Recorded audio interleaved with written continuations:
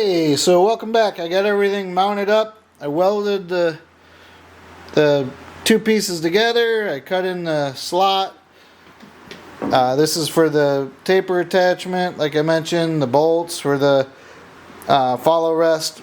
So here's your steady rest, and then what that does is it has a bearing in it. And so the protrusion of the bearing. Whoop. Hold on, I'm trying to do this with one hand. It's on the heavier side. Come on, baby, find your spot. Oh, I think I need to use two hands. Hold on. Everything's a project, don't you know? There we go.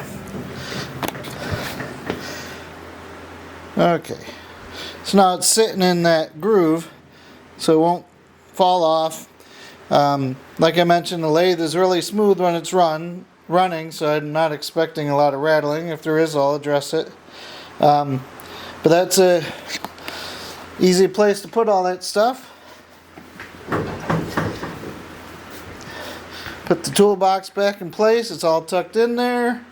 You know, like I said, the 1-inch chuck won't get used a lot, so it's okay to obstruct it. Yeah, nice, tight, compact. I think on this corner I'm going to put the chuck keys for the drill chucks. Again, with the 1-incher, the chuck key's pretty big, so I mentioned I'm going to put the piece around the corner. I won't rush into that, but I think that'll hold like the brush, the needle nose.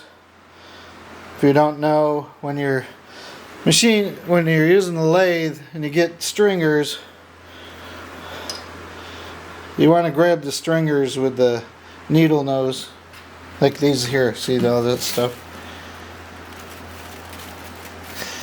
Because if you try to grab that with your fingers, you will get lacerated.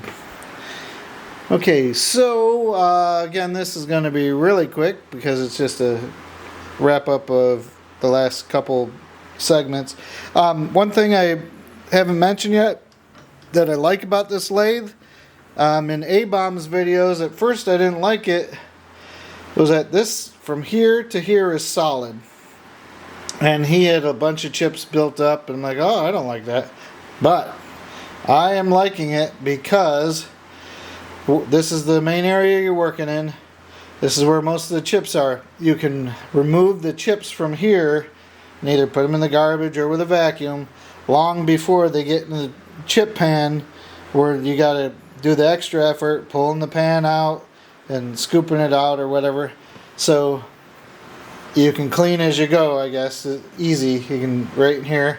Plus, I would say this gives a lot of rigidity in the main area that you're working. So, you know, 90% of your work is going to be all right in here, so the more rigid the better. It does have a gap right there, so this can be removed, and so from here to here you can run up to 23-inch diameter, I think it is.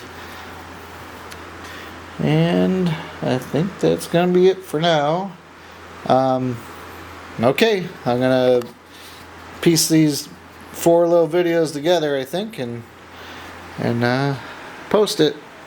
Thanks again.